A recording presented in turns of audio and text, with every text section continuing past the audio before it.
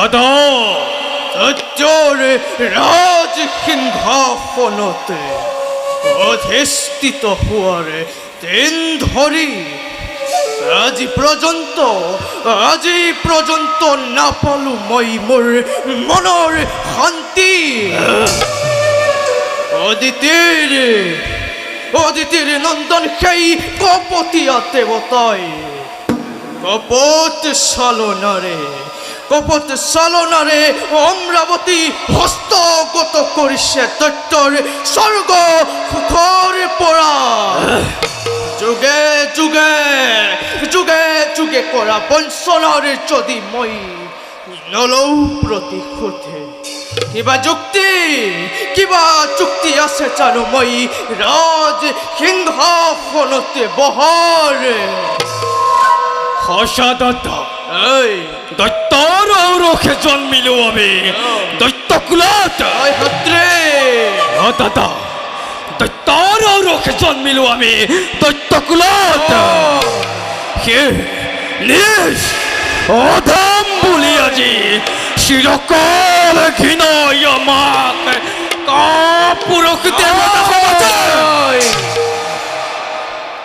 অজ্ঞাত দাদা আক্রমণ করিছে অমরাবতী পর ধ্বংস করে ইন্দত্ত দেখুৱাও জগত দানৱৰ শক্তি কিমান।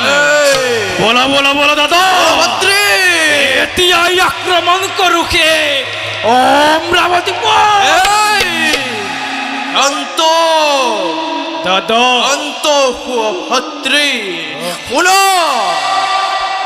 বিনা প্রস্তুতিরে যদি আমি চলাও যুদ্ধর অভিযান, বিপর্যয় ঘটিব আমার।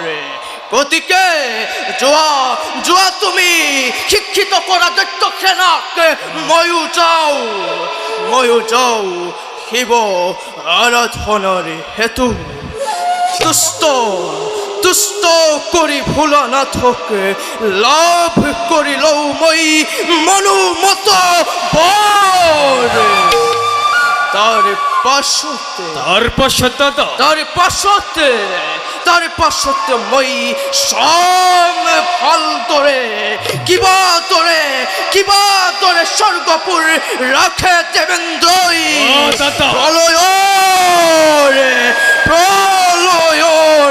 প্ৰলয়ৰ সৃষ্টি কৰি খাই দেৱ স্বৰ্গপুৰত খেদি পঠাম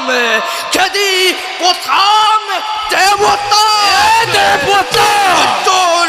ভিতৰে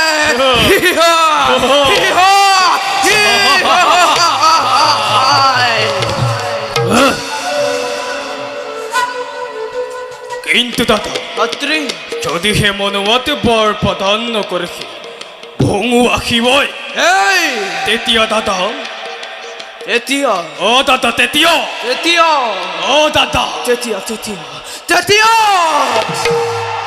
ভাতৃ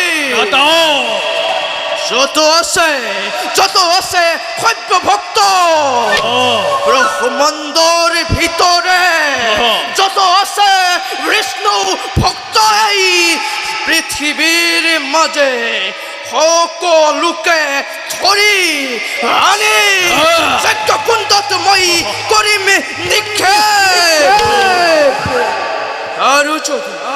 আৰু যদি সিমানতো ভংগ শংকৰ নহৈ সদৈ, তেতিয়া মই স্বয়ং ব্ৰহ্মা বিষ্ণু শিৱ এই তিনিওকে ধৰি আনি বলি দিম মই এই যজ্ঞ কুণ্ড। মই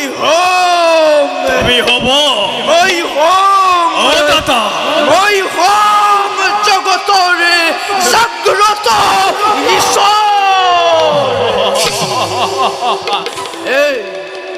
উত্তম দাদা, অতি উত্তম। কিন্তু দাদা সত্য হতে নলবা তুমি হিংসাৰ আশ্ৰয়।